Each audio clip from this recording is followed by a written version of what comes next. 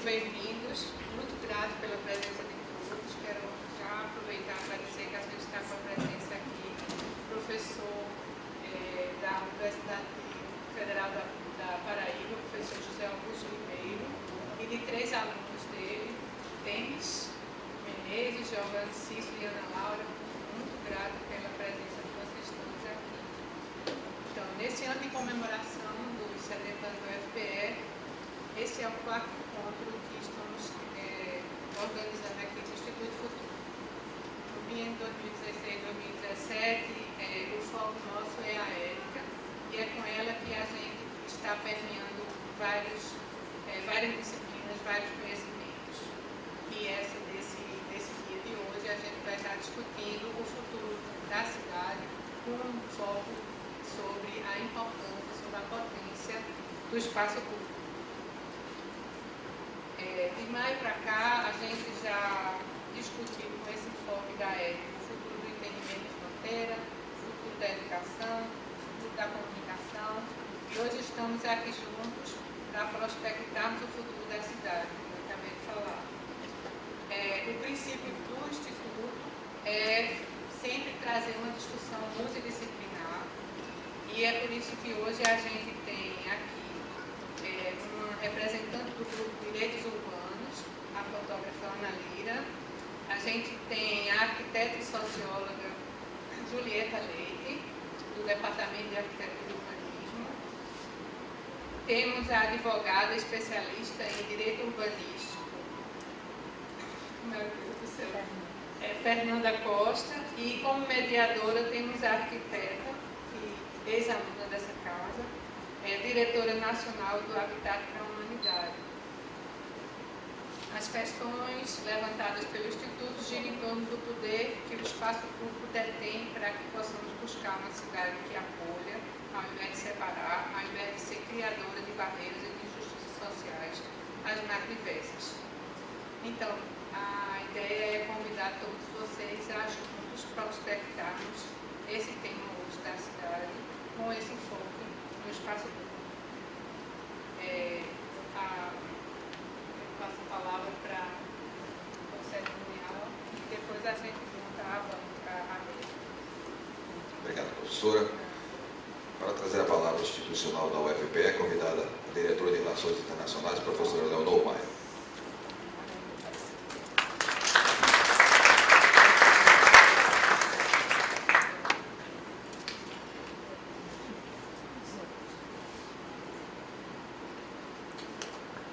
Boa tarde, bem-vindo a todos. Não vou me estender pela hora, acho que o Juju fez uma excelente apresentação. Só falar que a ideia do Instituto, a ideia é prospectar, ela vem de uma estratégia da universidade de ampliar nossa capacidade de diálogo sobre vários temas e por vários continentes. Então, criamos não só o Instituto Futuro, mas o Instituto de Estudos Ásia, o Instituto de Estudos da África e estudos da América Latina, nesse contexto da gente mostrar mais as potências, digamos assim, que a gente tem de conhecimento aqui na universidade. Então, esse é o 4º prospecto, como o Ju falou, nós já discutimos a questão da própria ideia de fronteira, que o Instituto parte dessa ideia, qual é o conhecimento de fronteira, na realidade, talvez até um conhecimento que a gente não conheça. A ideia é exatamente a gente prospectar. Começamos com a ideia de fronteira, passamos pela ideia de educação, ética. A ética permeando tudo isso. A ética permeando tudo isso, e hoje a gente tem a cidade trazendo a questão da potência do espaço público. Acho que o tema é instigante, em particular, não só do que a gente está vivenciando hoje, mas é prospectar, a ideia é prospectar, pensar nessa cidade do futuro e qual é. Se esse espaço público é um espaço de potência, acho que essa é a questão que se coloca. A gente pode achar que sim, achar que não, e o debate, o rico do debate é exatamente o que aqui se coloca. Então, convido vocês para estar sempre olhando na página da universidade sobre essas atividades, inclusive dos demais institutos que fazem parte da Diretoria de Relação Internacional, e que vem nessa política de implantação de diálogo maior já há uns 3, 4 anos na gestão do professor Ani, professor Anísio Silva, hoje com o professor Anísio e a professora Flores Bela. Então, se vocês puderem também divulgar as informações, a gente tem lançamento de livros, tem trazido palestras para a universidade, tem divulgação de artigos, né? Então, quanto mais participação tiver, melhor, né? Estamos num local privilegiado a trocar ideias, que é a universidade, exatamente, inclusive as ideias de risco, é aqui que elas podem ser colocadas, esse é o espaço privilegiado do debate. Então, bom debate para hoje, parabéns aí à organização do Instituto Futuro.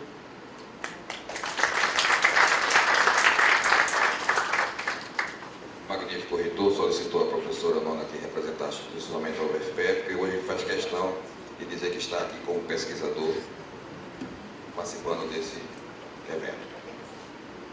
Convidados então para tomar assento à mesa, a mediadora, a arquiteta e urbanista Socorro Leite, que é diretora executiva nacional do Habitat para a Humanidade, atua com o tema Direito à Cidade e à Moradia Adequada.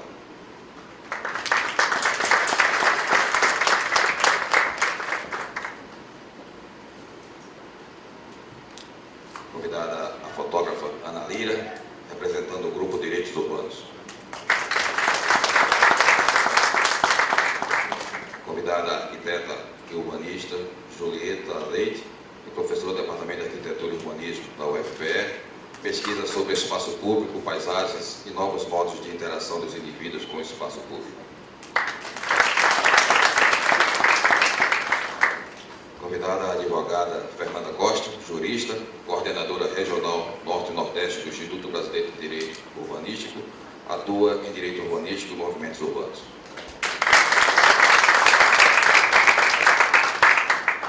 Anunciada a palavra a mediadora, arquiteta Socorro Leite. Boa tarde a todos e todas. Primeiro eu quero agradecer o convite feito pelo Instituto Futuro, né? Um convite muito especial, porque foi feito por uma pessoa muito especial, minha querida Juju, quem fui orientanda, né? Em 1998, quando concluí aqui no CFTF. Quero agradecer, dada a importância desse debate, discutir a utilização do espaço público, enfim, no contexto complicado como esse que a gente vive no país, é fundamental. E com a presença das minhas colegas, então, inicialmente, dizer que essa mesa está muito bem composta, assim, só de mulheres, uma mesa rara, e, assim, com a presença direitos urbanos da universidade, do Fernandinho, que eu conheço já há bastante tempo. Acho que vai ser um debate bem interessante. Então, sem demorar muito, eu quero explicar um pouco as regras. A gente vai passar para cada palestrante, são 15 minutos de fala, e eu vou avisar quando estiver terminando o tempo. Tá? Primeiro eu passo então para a Ana Lira, representando isso. É para passar para quem? Ah, tá. E a gente vai ver o vídeo. Desculpe, a criança, a gente passa um videozinho que vai ajudar na discussão.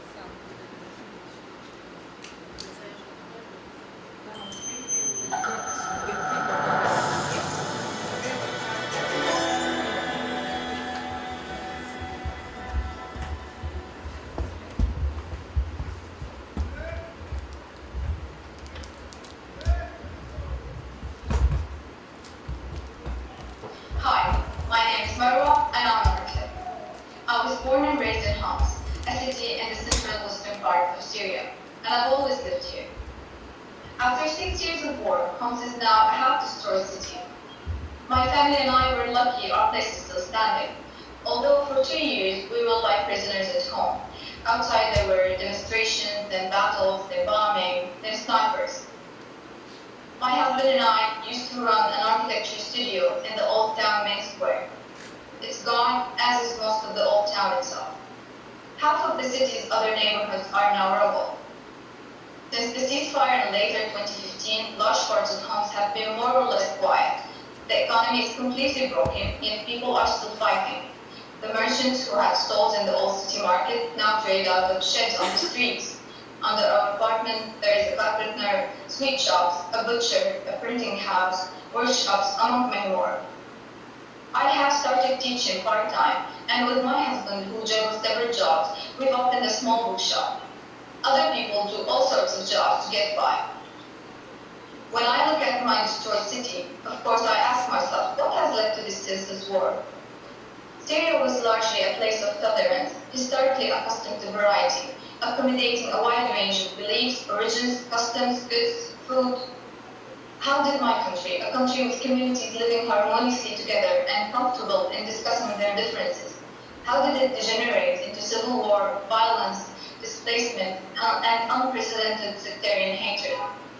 There were many reasons that had led to the war, social, political, and economic.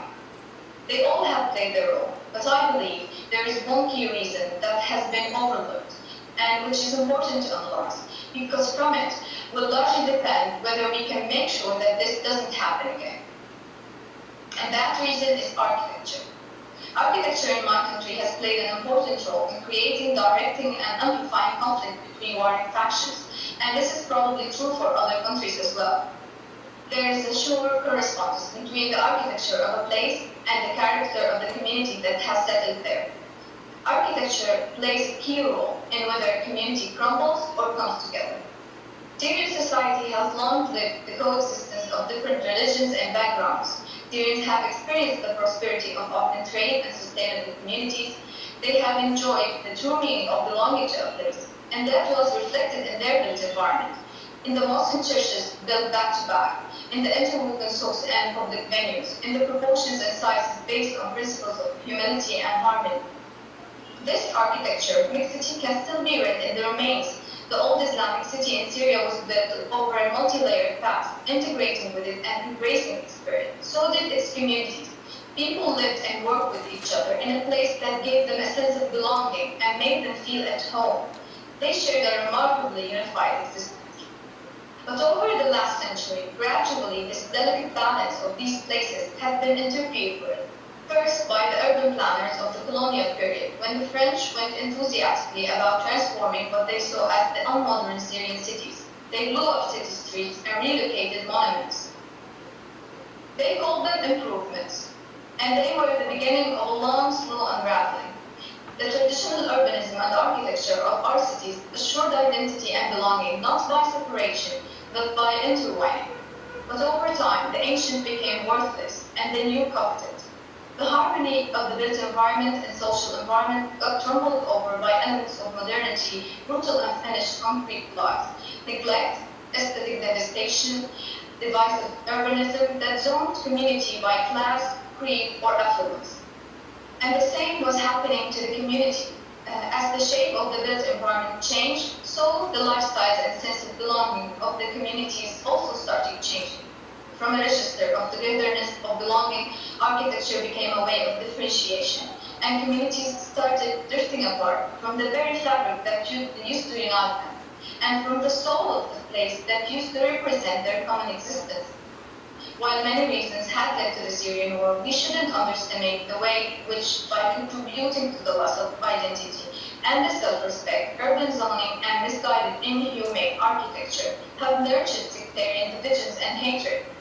Over time, the United City has morphed into a city center with ghettos along its circumference. And in turn, the coherent communities became distinct social groups, alienated from each other and alienated from the place. From my point of view, losing the sense of belonging to a place and the sense of sharing it with someone else has made it a lot easier to destroy. The clear example can be seen in the informal housing system, which used to host before the war over 40% of the population. Yes, prior to the war, almost half of the Syrian population lived in slums. Peripheral areas without proper infrastructure, made of endless rows of bare block boxes containing people. People who mostly belong to the same group, whether based on religion, class, origin, or all of the above. This ghettoized urbanism proved to be a tangible precursor of war. Conflict is much easier between pre-categorized areas where the others live. The ties that used to bind the city together, whether they were social through clear building, or economic through the trade and the school, or religious through the coexistence business, were all lost in the misguided and visionless modernization of the built environment. Allow me an aside.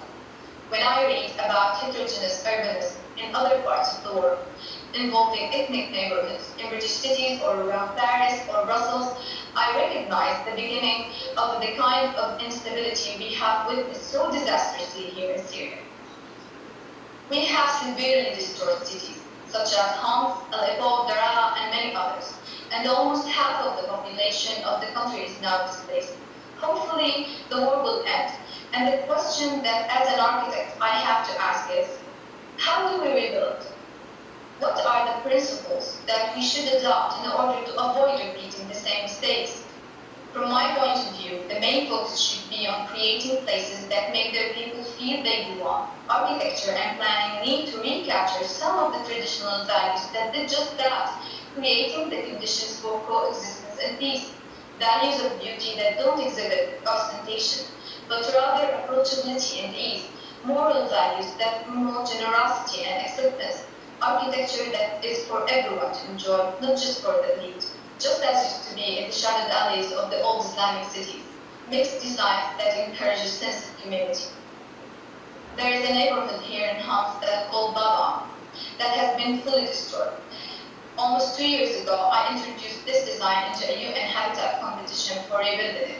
The idea was to create an urban fabric inspired by a tree, capable of growing and spreading organically, echoing the traditional bridge hanging over the old alleys, and incorporating apartments, private courtyards, shops, workshops, spaces for parking and playing and leisure, trees and shaded areas. It's far from perfect, obviously. I do it during the few hours of electricity we get, and there are many possible ways to express belonging and community through architecture. But compared with the freestanding, disconnected blocks proposed by the official project for rebuilding Baba, architecture is not the axis around which all human life rotates, but it has the power to suggest and even direct human activity. In that sense, settlement, identity, and social integration are all the producer and product of effective urbanism. The coherent urbanism of the old Islamic city and of many old European towns, for instance, promote integration, while rows of soulless housing or tower blocks, even when they are luxurious, tend to promote isolation and otherness. Even simple things like shaded places or fruit plants or drinking water inside the city can make a difference in how people feel towards the place, and whether they consider it a generous place that gives, a place that's worth keeping, contributing to, or whether they see it as an alienating place full of seeds of anger.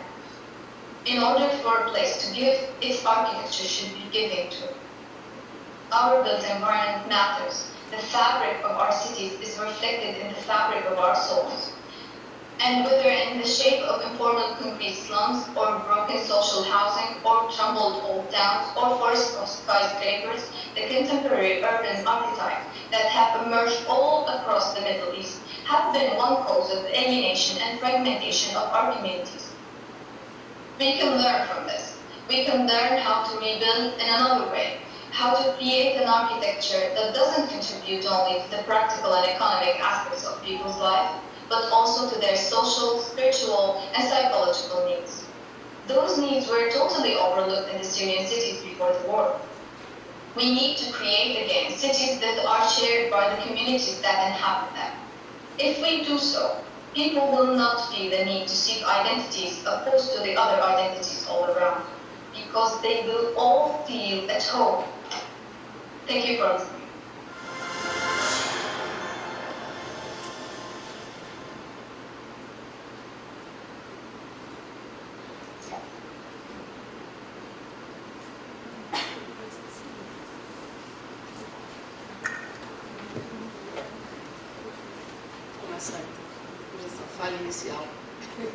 Começar então as palestras. Eu vou passar para a Ana Lira os seus 15 minutos de fala.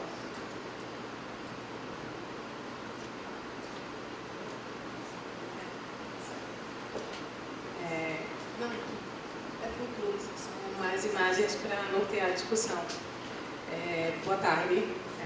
Queria agradecer também o convite do Instituto Futuro e a responsabilidade de estar aqui substituindo o Érico, que é filósofo e que tem uma discussão super importante para a gente de direitos urbanos.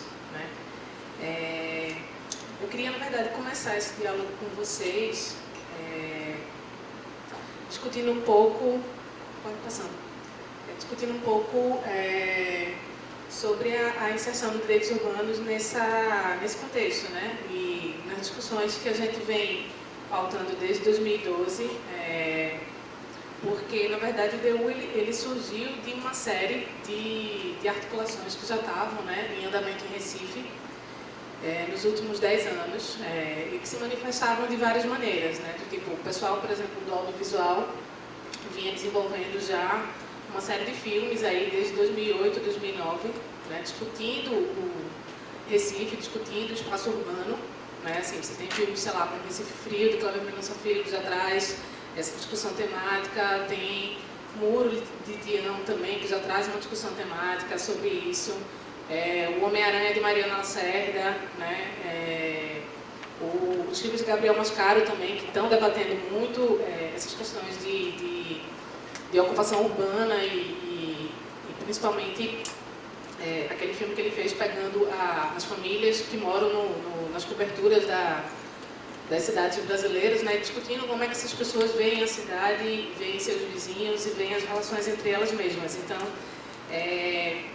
a partir da produção desses filmes, né, acabou se criando uma ideologia de construção coletiva.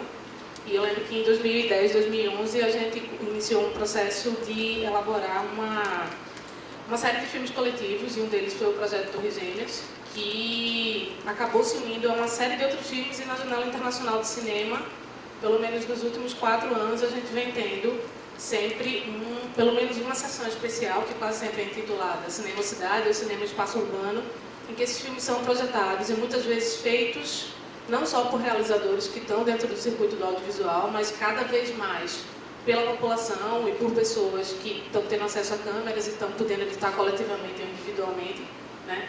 Paralelamente a isso, e esse movimento, na verdade, encaminhou uma discussão que foi parar nos direitos urbanos. Paralelamente a isso, a gente teve uma segunda vivência que foi, há 5 anos, uma lei que Marília Reis queria colocar a público, né, que era de proibir que os bares de Recife, né, colocassem mesas na calçada. E aí, na verdade, o grupo que puxou a audiência pública, né, do Projeto Novo Recife na época, e que deu origem aos direitos urbanos, vem desse grupo que estava nas discussões dessa lei que a Marília Reis estava querendo apresentar. E não assusta que a gente tenha, né, esse tipo de reflexão em Recife, porque Recife sempre teve uma cultura assembleária muito forte, né? A gente tem em vários lugares da cidade ainda associações de moradores muito fortes, né, culturas de discussão pública muito forte. O espaço público em Recife sempre foi um espaço muito utilizado. Assim. Eu lembro que um momento que a gente teve dentro da nossa vivência de cidade mesmo, que isso refreou um pouco, eu me lembro que foi ali pelo final do governo Jarbas e pelo governo de Roberto Magalhães também, que a gente começou a sofrer um processo de violência, de crise de segurança pública muito forte, justamente por um processo de amplificação de uma cultura do medo, que era muito grande. E aqui na Várzea, Fernanda, inclusive, morava aqui junto com a gente e cresceu junto com a gente, estudamos na mesma escola. A gente passou por um processo de toque de recolher durante quase 10 anos, entendeu? Porque dentro dos processos de reformulação de cidade, ocorreram remoções de comunidades que possuíam gangues ligadas ao tráfico de drogas, que eram rivais, que vieram para cá, ocuparam a parte livre ali da beira do rio, onde não era Vila Raiz ainda, né? E durante 10 anos a gente viveu aqui uma situação em que, se a Várzea tinha essa característica, por exemplo, que a arquiteta da Cida estava comentando, de ser um bairro integrado, a gente hoje tem um gueto. Porque eu frequentava a beira do rio do outro lado, não pude mais frequentar, né? O pessoal do lado de lá não vinha para o lado de cá, porque o centro social urbano virou uma sede da polícia, né? E todo o restante do contexto a gente conhece, né? Então, fortalecido por uma arquitetura do medo, fortalecido por uma cultura do medo, pelo fortalecimento da ideia de que, para se viver no espaço público, você tem que estar no shopping center, né? Recife, na verdade, passou por essa série de transformações, e essa cultura assembleária ela não conseguiu dar conta, né, desses processos de transformação, porque as coisas cada vez mais passaram a ser, né, explicadas e trabalhadas a partir de um viés institucional, e não mais um viés de uma cultura pública de discussão, que era o que a gente tinha anteriormente. E aí, quando a gente teve as audiências públicas. Você pode passar nos fotos. Quando a gente foi tendo as audiências públicas, né? Imaginem, isso aí foi na virada, né, da gestão de Geraldo Júlio para a gestão da Gisana da Costa para Geraldo Júlio. Eles estavam aí ainda, isso aí foi tipo 28 de dezembro de 2013, né? Tipo, a gerência de planejamento participativo, que ninguém conseguia entrar, né? Não, era em tese uma audiência não, a votação do CDU, do Projeto Novo Recife, que ninguém conseguia entrar porque a Guarda Municipal foi chamada para impedir que as pessoas participassem. Né? Pode ir passando bastante, né? Então, quando o Direitos Urbanos, na verdade, começou a se articular e começou a discutir essas questões de espaço público, né, a gente foi trazendo essa necessidade de se observar, né, como é que essa cidade estava articulada, né? De por que a gente estava sendo impedido de fazer, né, dentro não só do processo de vivência, mas principalmente do processo de escolha desse tipo de vivência, do tipo de cidade que a gente queria construir, né, a partir das discussões que foram sendo feitas no Direitos Urbanos. E aí, o DU, na verdade, se tornou uma super plataforma, né, de debate. A meu ver, ele trouxe, na verdade, acho que para mim um dos momentos mais importantes do processo de discussão que a gente foi tendo aqui, que era de agregar atores, né? Então, tipo, o MDU chegou junto, né? Uma série de organizações que estavam envolvidas no debate da cidade chegaram junto, né? A gente tinha quase uma consultoria privilegiada ali naquele espaço de 30 mil pessoas debatendo, né? Que estavam querendo oferecer soluções, né? Não só para o caso Zé Estelita, mas para outros projetos igualmente problemáticos para a cidade, de como se viver melhor no espaço público, só que a gente não era escutado simplesmente porque os gestores públicos estavam vinculados aos seus financiadores de campanha, né? Então, uma das coisas que começou a me preocupar, e aí é por isso, na verdade, que eu trago essas fotos dessa audiência pública, é que, enquanto fotógrafa, eu comecei a fotografar as audiências públicas como um teatro. Porque simplesmente elas estavam servindo para cumprir um protocolo, né, que era necessário ser usado para justificar uma legislação urbana que era solicitada na cidade, mas que não existia do ponto de vista do poder público um interesse real, né, de escutar essas propostas. Então, para mim, a audiência do Novo Recife ela foi bem emblemática nesse sentido. A prefeitura abriu uma licitação, não, uma convocatória pedindo que as pessoas mandassem propostas, né, de como ocupar aquele espaço lá do Cais Estelita. E aí surgiram mais de 200 propostas. E aí na audiência, eles não justificavam que tipo de proposta foi aceita, por que foi aceita, que tipo de proposta foi negada, por que foi negada. Os representantes da prefeitura que estavam na mesa não anotavam nada do que estava sendo dito pelas pessoas ali. Todo o desenho da audiência foi bancado pelas construtoras que estão ligadas ao Novo Recife, ou seja, do tipo, o que a gente estava fazendo ali efetivamente? Então, você seguir um protocolo, né, de pensar o espaço público não necessariamente significa que ele está sendo pensado e que a gente vai conseguir executar na prática um modo efetivamente mais, como é que eu posso falar, mais harmônico de se viver. E que nem necessariamente a cidade vai responder isso da maneira como a gente está pensando, porque se a gente lida tudo somente enquanto uma série eu fico pensando, sei lá, você elaborar construir um programa de computador, entendeu?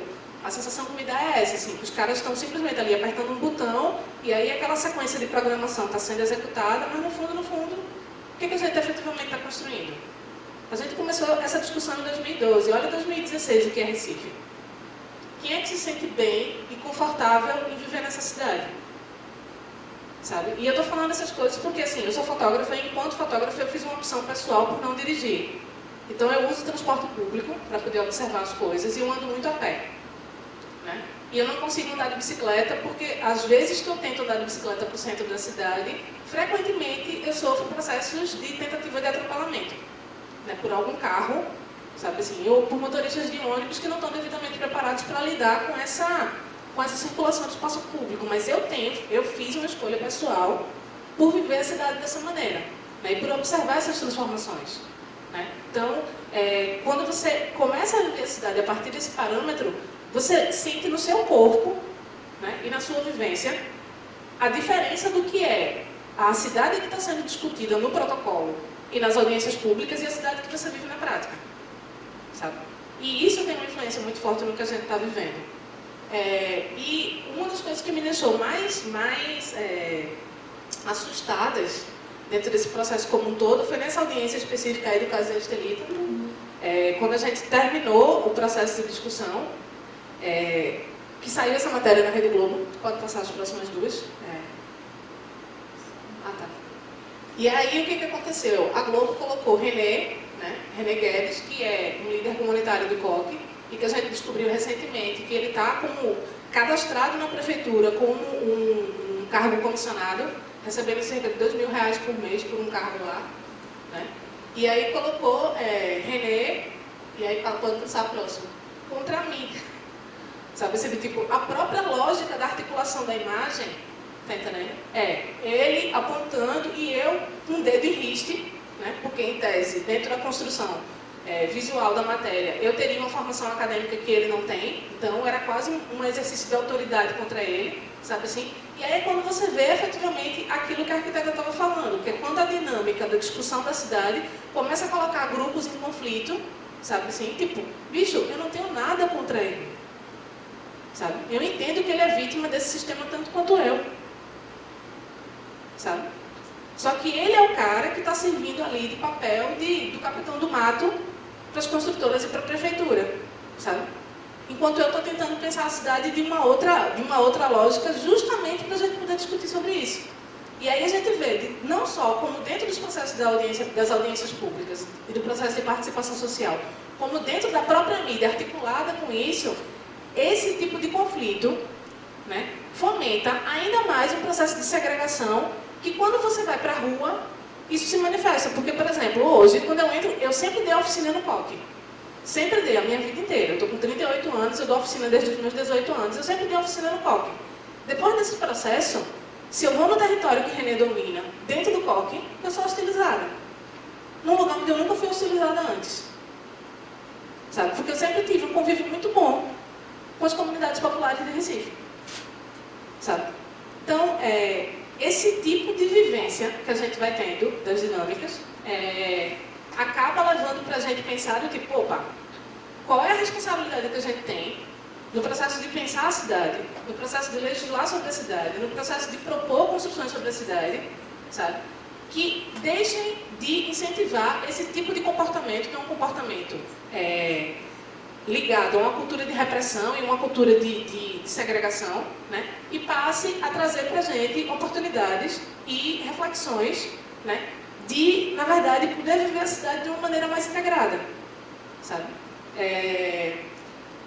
As ações que a gente foi fazer do Ocupa Estelita lá no próprio CAIS trouxeram um grande aprendizado para a gente, e eu, talvez por estar trabalhando com imagem, eu fiquei muito impressionada, muito impressionada, o quanto essa necessidade de você poder viver a cidade de uma maneira mais lúdica e menos tensa, sabe, influenciavam na própria percepção das pessoas. Assim, a gente passou, depois desses vários ocupes, por situações e da própria ocupação física do CAIS, por processos que, para mim, são os dos mais bonitos que eu já vi na cidade, que foi quando, principalmente a partir daqui, do Centro de Artes, a galera começou a produzir um circuito de aulões nos espaços públicos. Que é quando elas começaram, eu acho que os aulões, para mim, foram um retorno dessa dinâmica assembleária, dessa dinâmica de viver o espaço público de uma forma diferente, sabe?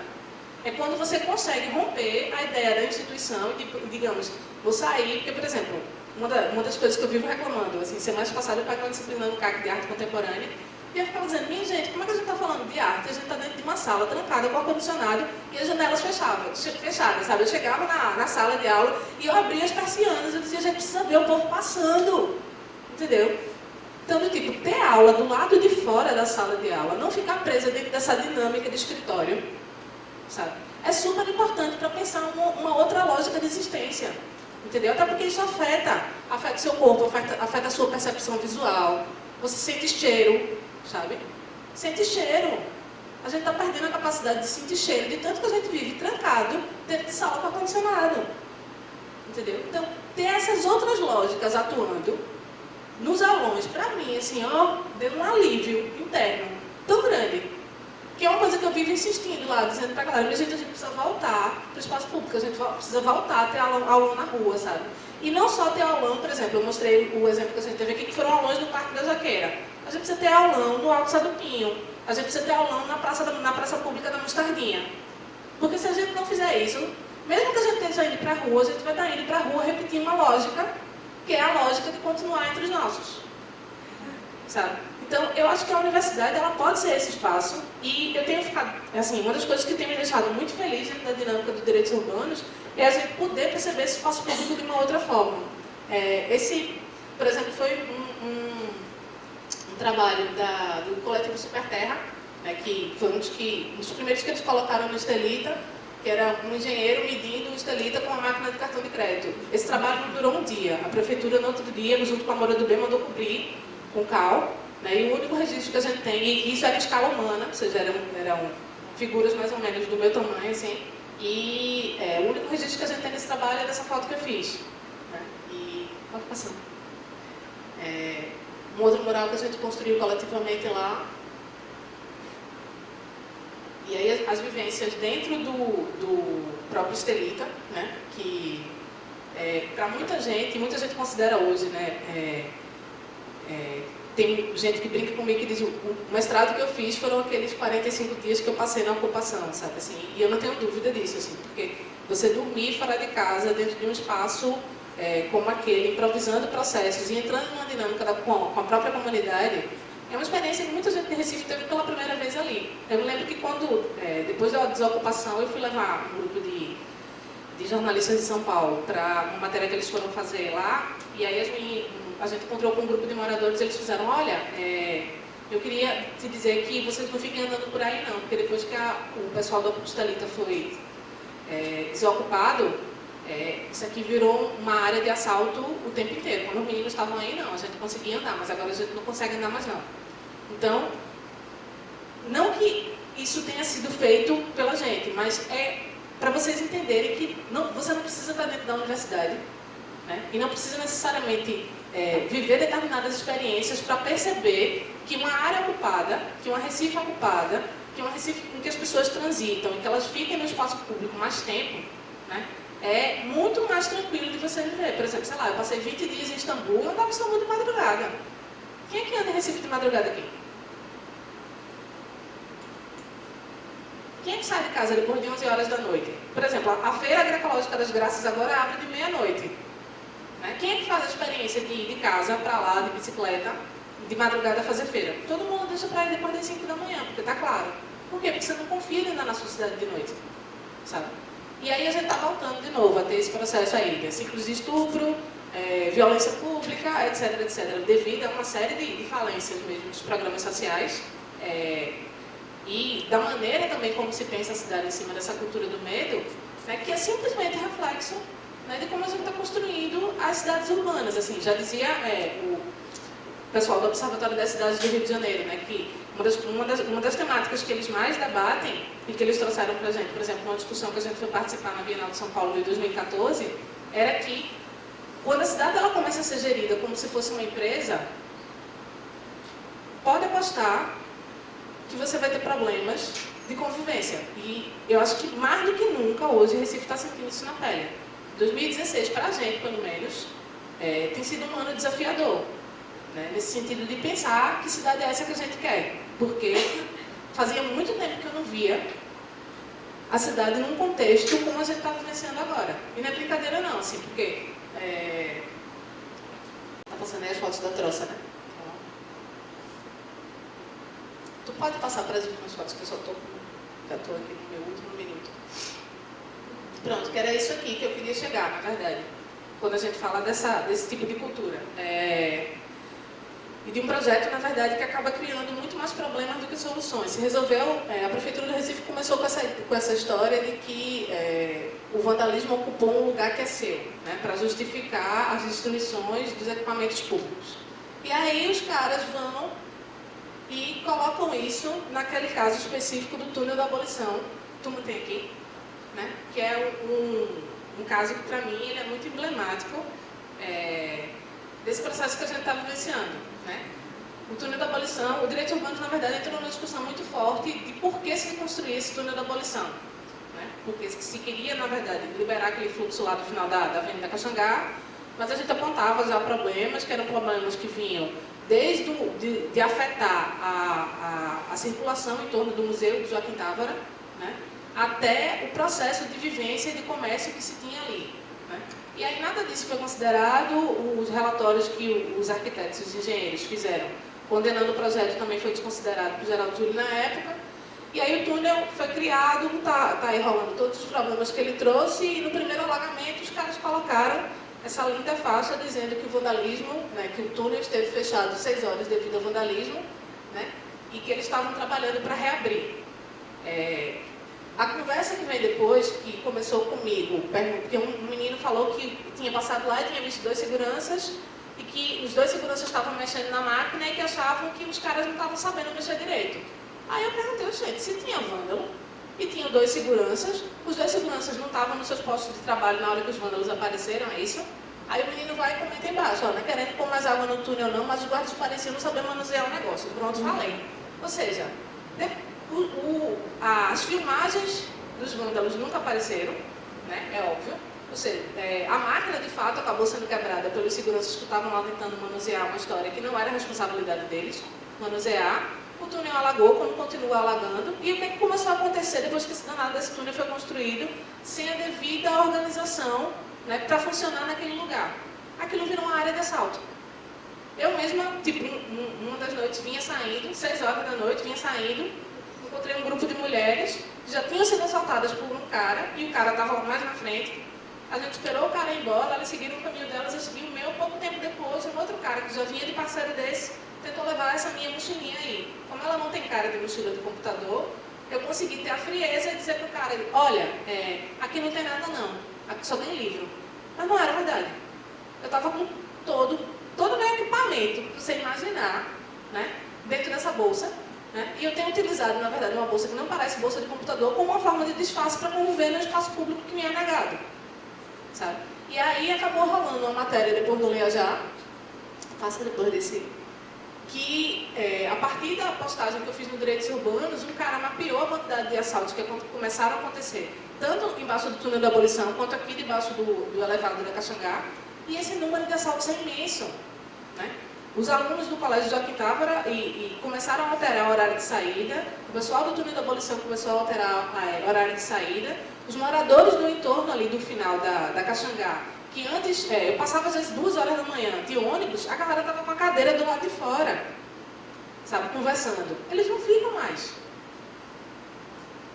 Entende? Por quê? Por conta de uma obra extremamente mal planejada para atender a um mega empreendimento que foi a Copa do Mundo e que a gente, enquanto cidade, foi negado o direito de participar e de discutir e de se articular, sabe? Então, quando o Direitos Urbanos está pensando no espaço público, ele está pensando que as questões elas precisam efetivamente ocorrer na prática, elas não podem acontecer somente na base do protocolo, sabe? O fato da gente se colocar nesse lugar, não necessariamente dar direito das instituições atribuírem a gente um lugar como o que a prefeitura atribuiu de vândalo, sabe? E eu acho que, enquanto contexto mesmo, a gente precisa continuar fortalecendo esses diálogos articulados entre vários grupos para que a gente possa, de fato, construir uma cidade como a que a arquiteta estava dizendo aí, né? Uma cidade que integre e que não separe. Porque até aqui, né, o que eu estou vendo hoje é uma Recife completamente segregada, violenta, sabe? E a gente sem condições de respirar e sentindo no corpo a completa destruição do que seria esse devido espaço público que a gente quer construir. É isso. Obrigada.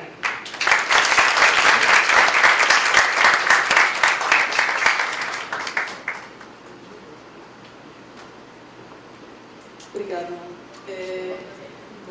Tranquilo. Vamos passar então agora para a Julieta. Tem apresentação, Julieta? Tem?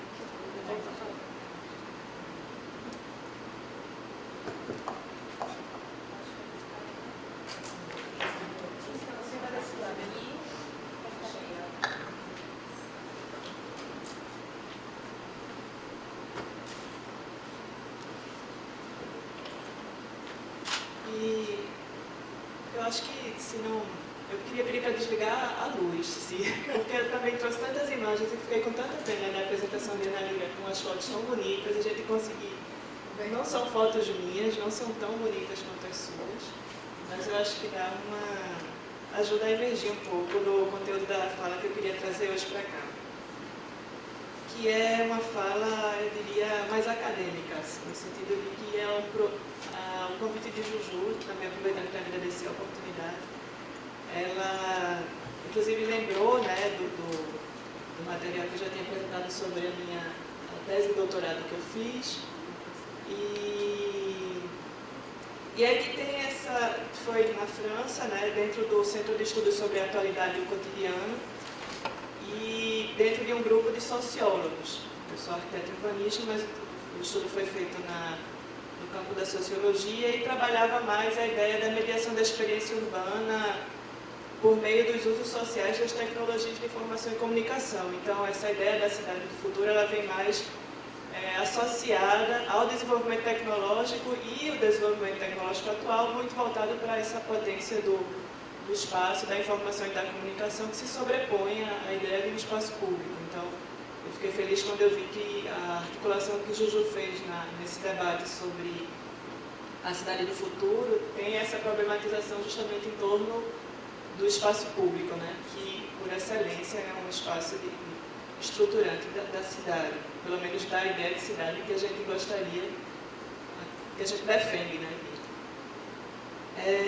E aí outra coisa também que eu queria colocar é que dentro desse campo da sociologia, a perspectiva pela qual eu analiso esse panorama, que é um panorama bem contemporâneo, é mais uma perspectiva cultural e social e menos política e econômica. Assim. Ela está mais dentro dessa ideia de um campo de investigação dentro da pós-modernidade, mas vista muito mais como uma expressão de um modelo cultural, um momento cultural, e social do ponto de vista desse aspecto comunicacional, de entendimento das formas de estar junto. Então, que é um social muito mais construído a partir da partilha do sensível, por exemplo, como os afetos, os símbolos, a experiência, a memória. Então, está muito ancorado dentro de uma subjetividade coletiva, mas que está intrinsecamente associada às formas de uso e apropriação dos espaços, inclusive os espaços públicos. Então, essa primeira imagem que eu trago, isso não foi caso de análise durante o doutorado, eu terminei, eu defendia há 5 anos atrás, né, comecei há aproximadamente 10 anos, mas é uma imagem bem contemporânea dessa sobreposição, digamos assim, dessas formas de utilização de um espaço público, no caso do parque, em Reims, na França, onde as pessoas elas estão cada uma com o telefone celular na mão porque elas estão jogando o Pokémon GO. E aí, para quem não sabe, hoje está bem difundido, né? Para quem não joga, pelo menos já ouviu falar o que é um jogo que se baseia na ideia de realidade aumentada, que a ideia é justamente sobrepor um elemento de fantasia, que é um personagem, ao mundo real. Então, o que eu trago, assim, o que a gente traz nesse olhar contemporâneo, está muito associado a um fenômeno que saiu muito nas mídias sobre, em 15 de julho de 2016, quando várias pessoas invadiram o Central Park em Nova York com um telefone celular na mão, porque tinha sido identificado que esse personagem virtual do Pokémon GO estava lá no Central Park. E aí foi um momento em que as pessoas ocuparam de uma forma diferente, em grande quantidade, num horário também diferente do comum, um espaço central na ilha de Manhattan, né? E aí a gente podia passar para a próxima. Por exemplo, isso é o personagem, né? Mas assim, o que eu queria trazer como força nesse exemplo, que é banal, né? Não tem nada de quase que ordinário, mas é essa força que a tecnologia tem imprimido aos espaços públicos em torno de alguns fatores que promovem a criação de situações ancoradas num determinado lugar, uma fortíssima pontualidade do instante presente, que parte dessa grande inovação tecnológica que está associado hoje ao uso do smartphone. Esse aparelho tecnológico que reforça essa noção de aqui e agora, por meio dessa camada de informação, que muitas vezes é fantasiosa, é o lúdico, é o jogo, como um personagem como esse que faz com que as pessoas se reúnam de alguma forma em torno de determinado lugar, porque é geolocalizado para aquele personagem, e elas têm uma certa fruição, uma fruição diferente do que é hoje o espaço público por causa dessa informação. Pode passar. Bom, problematizando de uma forma um pouco mais séria, né? Porque o jogo, ele aparentemente é banal e não traz muita seriedade, mas tem fatores que são essencialmente fortes dentro dessa lógica dos conteúdos sociais que promovem essa liga social e esse envolvimento com o espaço público. Então, que conteúdos seriam esses? Inclusive, foi uma discussão que a gente abordou com o Sandro Saião, no último prospecto sobre o futuro da comunicação. Bom, essa é uma imagem que fui eu, pronto, essa é a única fotografia que eu tenho, né? Foi tirada num parque também na França, onde uma pessoa, os parques nessa época em que eu comecei a fazer o doutorado, e como isso muda muito rapidamente, né? Eles estavam agora todos cobertos com a tecnologia Wi-Fi. Então a gente tinha nos bancos, ou qualquer mobiliário urbano, tinha um pontozinho dizendo que ali você podia conectar ou o seu telefone ou o seu computador. Bom, era um espaço que tinha segurança para isso. A gente está falando também de um outro tipo de espaço, né? Inclusive, eu acho que o fato de ter desenvolvido esse estudo na Europa, ele tem um olhar um tanto antropocêntrico, realmente, na verdade, eurocêntrico, não é antropocêntrico, que fez com que eu deixasse de lado algumas questões bastante pertinentes do ponto de vista político mesmo e econômico, que eu não trouxe e hoje eu traria assim, para dentro do estudo, dentro de uma realidade mais brasileira, né? Que foi o que a Ana Lira colocou tão bem. Assim. Mas eu vou pontuar um pouco mais isso no final. E aí eu me perguntava de que forma, antes, por favor, de que forma então essa camada de informação e comunicação ela estava redefinindo a noção de espaço público, né?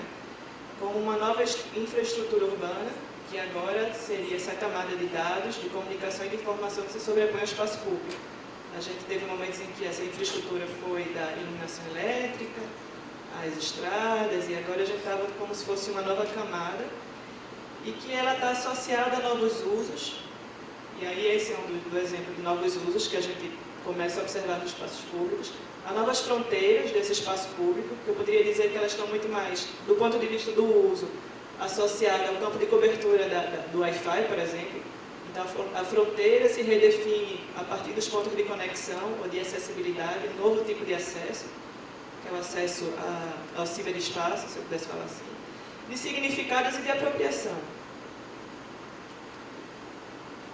Agora pode passar. E aí eu queria trazer uma ideia que, de fato, como essa ideia do ciberespaço e essa ideia de cidade, elas estão muito associadas até na própria origem, da primeira vez que aparece a palavra, né? Essa relação cidade-tecnologia. Imaginando o futuro da tecnologia dentro da ficção científica, que é algo que, dentro dessa leitura e apresentação, é como se a gente estivesse muito dentro do lúdico, do jogo, esse pensamento da cidade do futuro. Como o termo de ciberespaço, ele vem associado a uma ideia de cidade. Esse termo foi cunhado, na verdade, publicado, né, pela primeira vez num romance de ficção científica chamado Neuromancer, de William Gibson, em que a ideia do ciberespaço aparece como essa alucinação consensual vivida diariamente por bilhões de operadores autorizados em todas as nações, linhas de luz abrangendo no espaço da mente, nebulosas e constelações infindáveis de dados, como marés de luzes na cidade. Então essa é uma descrição que ele traz e que a gente observa também em outros livros de ficção científica, como a ideia de ubiquidade, por exemplo, de Philip K. Dick, né? E que está sempre associado à ideia do espaço, da cidade. Pode passar, gente. E aí, identificando algumas explorações nesse sentido, desse futuro da tecnologia com a cidade, tentando construir um pouco essa genealogia que vai além da ficção científica, mas algumas experimentações urbanísticas dentro do campo das artes. Em 2002, por exemplo, a gente tem um trabalho de uma artista chamada Esther Pollack, que trabalha tentando identificar um pouco essa potência do que traz, né, na experiência urbana esse uso das tecnologias digitais. A identificação de traços, de percursos na cidade, por meio da utilização do GPS. Então, o trabalho dessa artista plástica foi convidar alguns moradores da cidade a portarem um GPS durante uma semana e depois registrar e fazer a sobreposição dessas cartas individuais, onde a gente percebe percursos e lugares que são mais pulsantes na cidade, justamente pelo traçado pela escolha de percurso dessas pessoas. Pode passar, Mendes. E, na verdade, ele identifica isso como mapas mentais, né? Como as pessoas também têm esses roteiros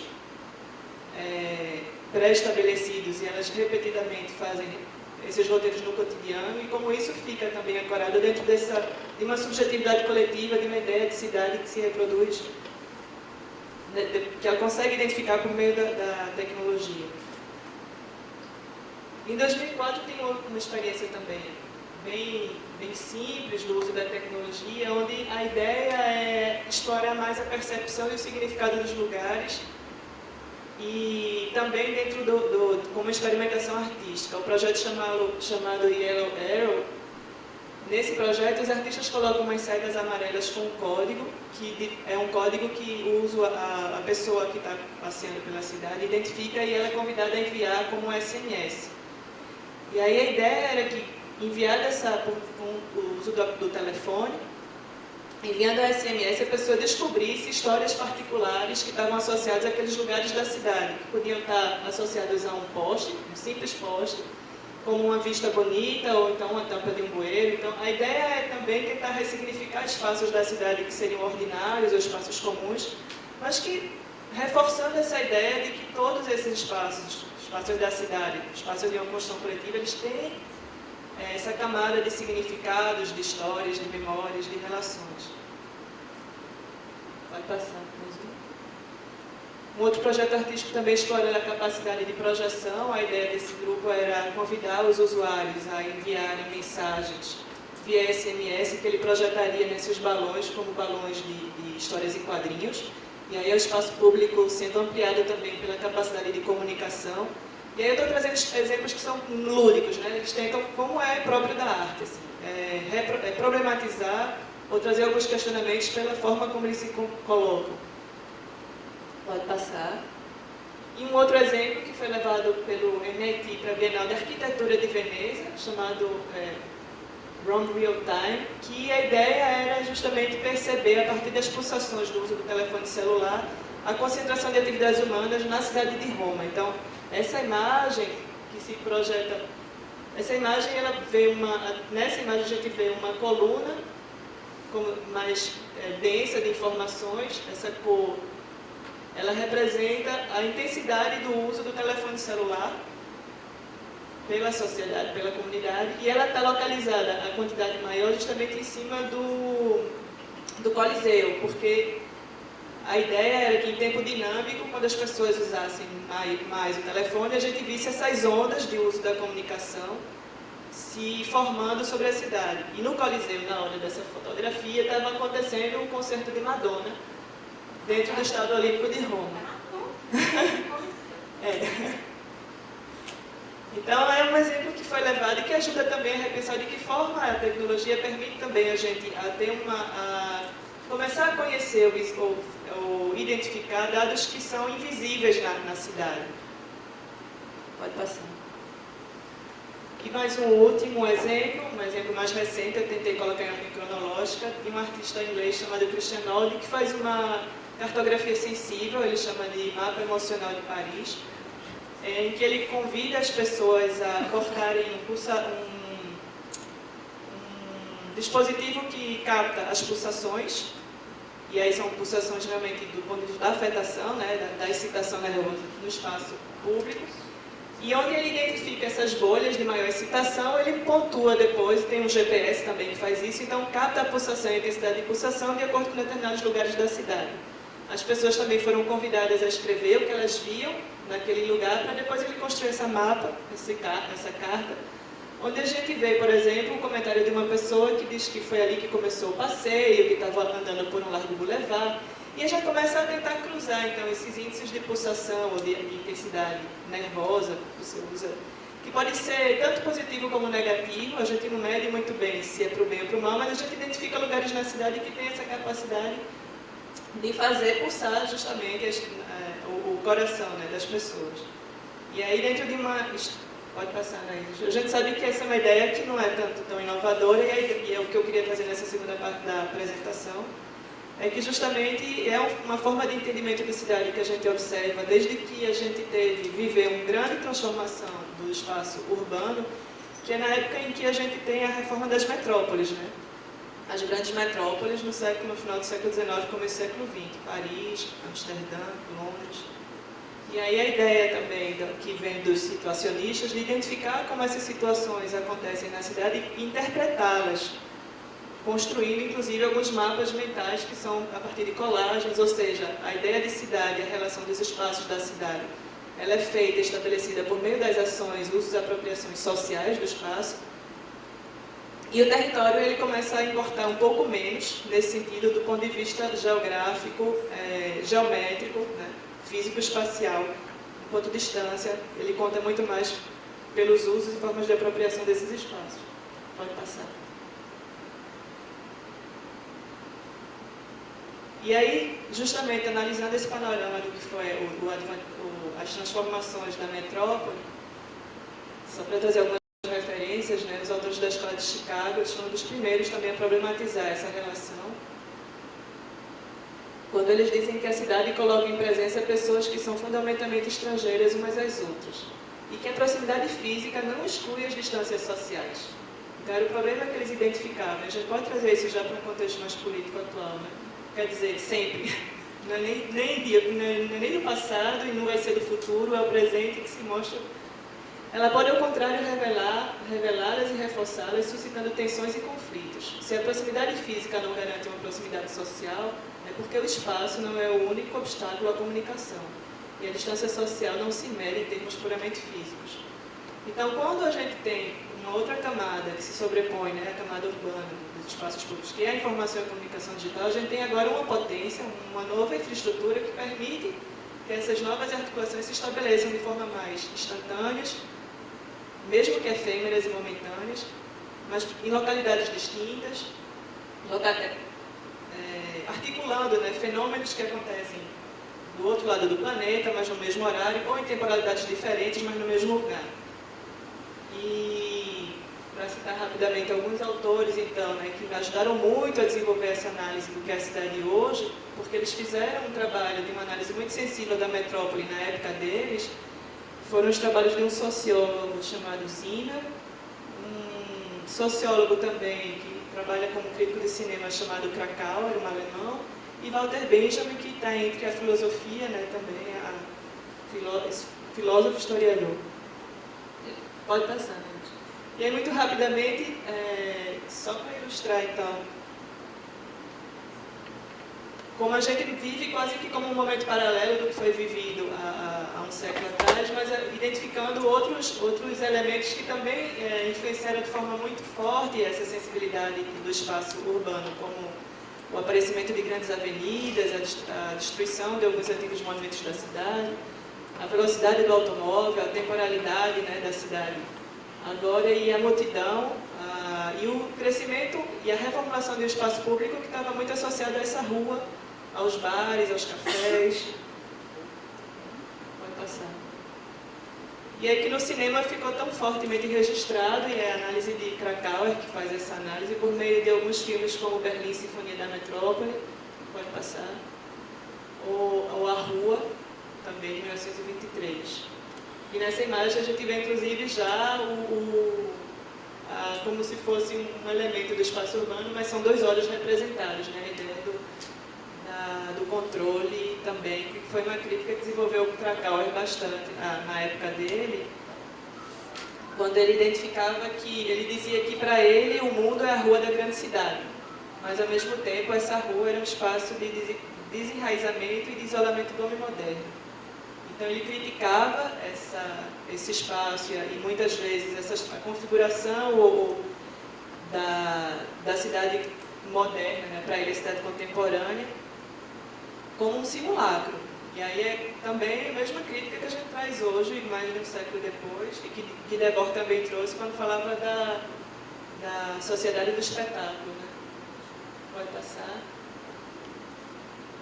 E só para dizer então que o que a gente percebe agora é muito mais uma aceleração desses processos. A gente tem vivido essas mudanças e construção e apropriação social de uma forma muito mais intensa. Eu falo de um processo que começou há um século e meio atrás, mas que agora a gente vê isso de uma forma muito rápida, justamente pela grande inovação que é o desenvolvimento de um telefone, um smartphone, pelo qual a gente consegue falar, enviar texto e imagem, né?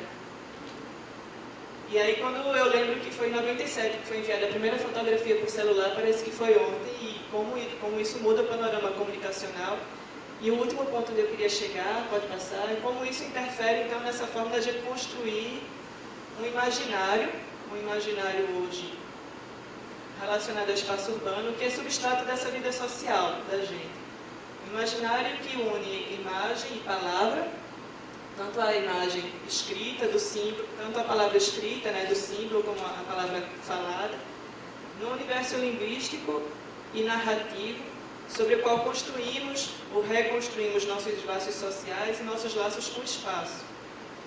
E que, apesar de ter um caráter, né, utilitário e funcional, ele está construído, sobretudo, ou principalmente, em cima de uma carga emotiva, afetiva, lúdica, simbólica. Pode passar. E era então muito nessa relação que eu queria trazer, de uma relação sensível do homem com o espaço, muito ancorada em torno desses conteúdos afetivos, emocionais e lúdicos, mas que são potencializados por meio da tecnologia, tendo a tecnologia justamente como um objeto a mais que participa dessa atmosfera lúdica e simbólica. E aí a pergunta que eu traria, vendo o cinema como um primeiro momento em que a gente tem uma produção e reprodução da imagem muito forte, depois a televisão, o computador e o telefone celular, qual seria então o quinto ecrã, né? Em que momento a gente estaria, ou qual seria o ecrã do futuro, que quinto ecrã seria esse? Né? Pode passar. E aí justamente é a cidade, porque por meio do smartphone hoje a gente tem tudo muito difuso, né? Então está nos nossos bolsos, na verdade. E a cidade vira, então, ela assume realmente esse protagonismo como um espaço da informação e da comunicação visível e invisível. Pode passar. Então, outros exemplos desses ecrãs que a gente vê distribuídos pelo espaço. Pode passar. E as perguntas que surgem também, aí eu achei curioso, como eu fiz também uma lista muito rápida de alguns dos artigos que pontuaram esse processo de estudo dessa relação da cidade e desenvolvimento tecnológico, em ordem cronológica também, vendo como essas perguntas se repetem, como a gente continua, em alguns momentos, sem as respostas devidas, mas a gente vê que, de fato, o espaço público ele não morre, ele não está estagnado, ele é meio que reconfigurado realmente, e às vezes ele é, de fato, potencializado. Então, em 97, a gente se perguntava, assim, e são artigos que são dos mais citados dentro desses estudos da relação entre cidade e tecnologia. Cidades virtuais, polarização e a crise do espaço público, né? Estariam nessas cidades em face a um requiem eletrônico, uma espécie de pesadelo de Blade Runner, né? no futuro da cidade, ou a internet está crescendo ou decrescendo, ou está suplementando o capital social. O que é que acontece? É uma utopia ou o Pokémon pode transformar realmente os nossos espaços públicos? Pode passar. E aí era a última parte, assim, bem rápida, onde eu acho que a gente podia... que, de fato, a gente pode também traçar muito bem uma leitura político, uma análise crítica, né, bem política econômica em cima desse panorama, porque se a gente observa de que forma essas tecnologias se distribuem, elas são utilizadas, ou elas enriquecem essa experiência urbana, ela está muito associada a lugares onde, de fato, o espaço público ele tem qualidade. E tem qualidade de infraestrutura, e é uma infraestrutura que é física também. Então, a gente tem experiências que em Nova Delhi ainda estão caminhando no sentido de como é que a gente distribui esses ecrãs para a população e elas terem esse acesso público. Pode passar. Outras formas também de apropriação mais lúdicas, como a ideia do flash mob, que começou muito incipiente, assim que a gente começou com o uso de tecnologia para a organização de ações públicas, né, coletivas no espaço público, ele tem esse caráter da festa, né, de vamos fazer um evento, do happening. Então, no Bangladesh, no flash mob, E trazendo pode passar para as ações muito mais amplas, né, de como o contexto desses usos, e aí a tecnologia já a função do social e o espaço público, uma função tradicional do espaço público. Né? A gente vê como a Primavera Árabe entrou como um vetor muito forte de organização dessas manifestações, o uso de plataformas, né, de mídia social colaborativa e comunicacional, como o Facebook. Então, essa fotografia da concentração que teve no Cairo, a gente sabe que começou na Tunísia e por todo o Maghreb, né, os países do norte da África, chegou ao Brasil também, passou pelo Occupy nos Estados Unidos. Só para não dizer aqui também, pontuar também essas questões, pode passar.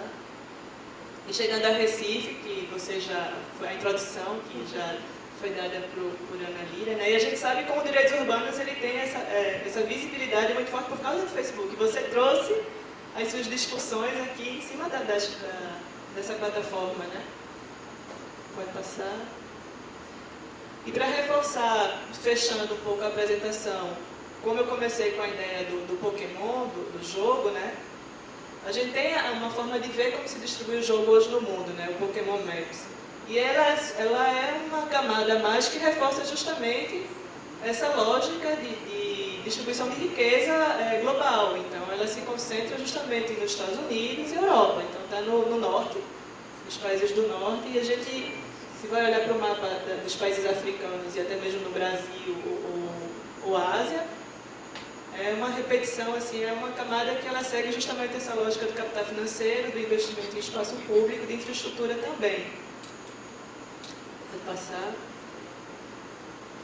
Então, em Manhattan, que é onde a gente viu a primeira manifestação das pessoas correndo com o celular na mão, invadindo, então havia muitas pessoas, porque muitas pessoas tinham celular e porque estavam em Manhattan e que tinham um espaço de alta qualidade, inclusive tinha um parque, né, um Central Park, que foi um espaço que permitia essa agregação de pessoas. E se a gente vai olhar um pouco para a realidade brasileira, pode passar, então se concentra em Rio de Janeiro e São Paulo, mas no sul do país também. Esse é um mapa de... Se as pessoas quisessem procurar os pokémons, elas podem entrar no mapa, saber que se concentra, reforça ainda mais essa desilusão de que a tecnologia também ela é homogênea e igualitária, né? Que ela é um vetor também de acesso democrático. Né? Para começar pelo acesso ao telefone. Você tem um smartphone, não é qualquer pessoa que pode ter. Eu acho que eu terminaria por aqui, já que o tempo está... Sim, pronto, terminaria nesse slide. Então, a ideia seria muito... a ideia que eu queria trazer por fim é que nessa leitura dessa cidade, de um espaço urbano, do que pode ser esse espaço urbano da cidade do futuro, né, essa potência do espaço público, é mais uma proposta de como interpretar e de como analisá-lo ou entendê-lo, muito mais uma ideia, uma proposta compreensiva, assim, de como olhar esse fenômeno contemporâneo e pensando no futuro, em que a gente precisa articular 3 dimensões, e aí, obviamente, material e social, mas o que eu trouxe de mais forte assim, no tipo de análise foi essa dimensão do espaço simbólico, do espaço das representações como suporte comunicacional e lúdico, em que, como conteúdos que mobilizam e que ajudam a estabelecer essa articulação, a gente tem a memória, a partilha de memórias coletivas, as emoções, a arte, o jogo e o conhecimento, fazendo parte desse substrato de uma subjetividade coletiva que é como se fosse mais uma camada, né? Na verdade, essa camada não é tanto da tecnologia em si, mas é da subjetividade coletiva, dessas formas de representação do espaço que a gente constrói. Eu acho que eu terminaria aqui.